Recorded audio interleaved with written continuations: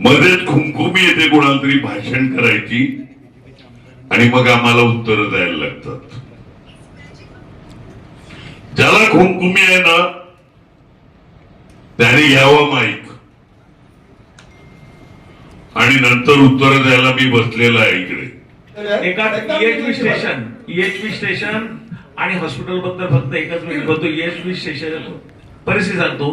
कामण अंतिम टप्प्यात आहे डिसेंबर पर्यंत.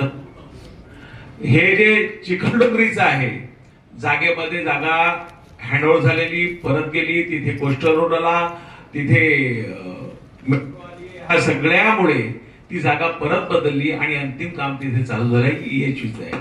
2 विरार ईस्टला आणि 1 सुरक्षा स्मार्ट सिटी मध्ये आणखीन EHV बनते. आचोळे हॉस्पिटलची जागा राज्य सरकारने कॅबिनेट मंत्री निर्णय घेऊन 22 कोटीची जागा, त्यामध्ये माझ्या नावाचे उल्लेख आहे की माननीय आमदार राजा नाईक यांच्या विनंतीवरून ही 22 कोटीची जागा वसई विरार महापालिकेला विनामूल्य देण्यात असा GRE आहे. तो म्हणजे हॉस्पिटलच्या जागेची स्थिती त्या अगोदर ती जागा कोर्टाच्या नावावर होती.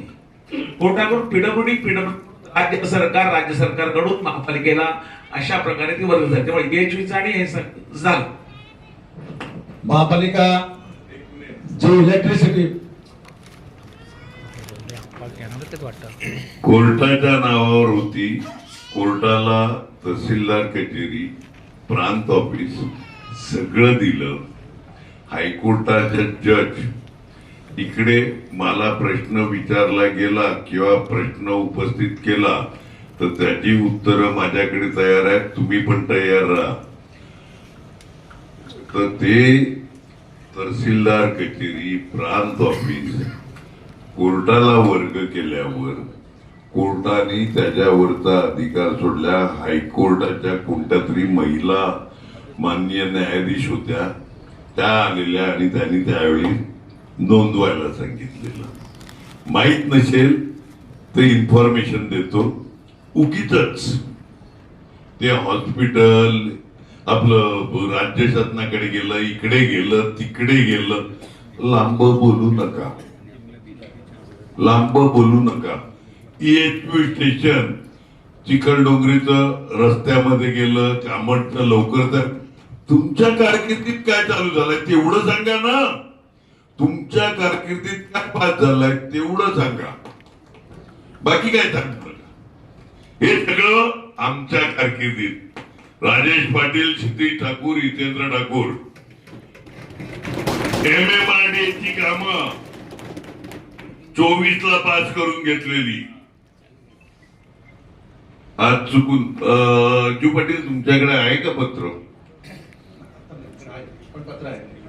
हा, त्या पत्रावरची रिमार्क आणि हे सगळं त्यावेळी पास झालेले. उगीच कोणीही एक तर ही मीटिंग लोकांना ऐकण्याकरता मध्येच खुमखुमी येते, कोणाला तरी भाषण करायची आणि मग आम्हाला उत्तर द्यायला लागतात. ज्याला खुमखुमी आहे ना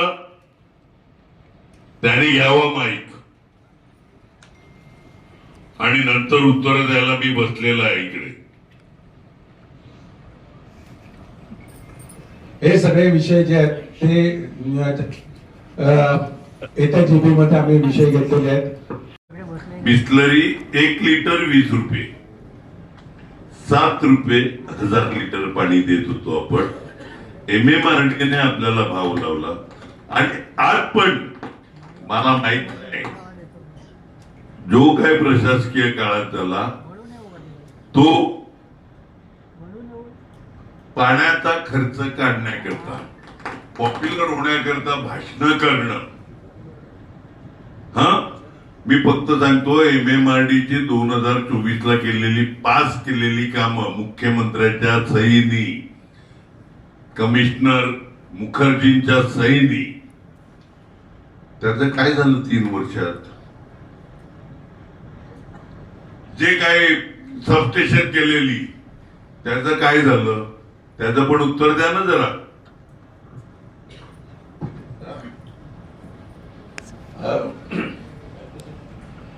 या व्यतिरिक्त 9 जुलै 2024 ला जी सभा झालेली होती त्यावेळेला 18